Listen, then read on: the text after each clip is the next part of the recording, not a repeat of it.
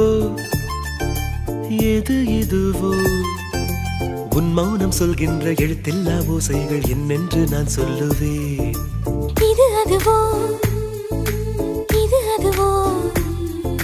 சொல்லாத சொல்லுக்கு இல்லாத வார்த்தைக்கு ஏதேது அர்த்தங்களே பெண் தோழன் நான் ஆண் தோழி நீ நட்புக்குள் நம் காதல் வாழும்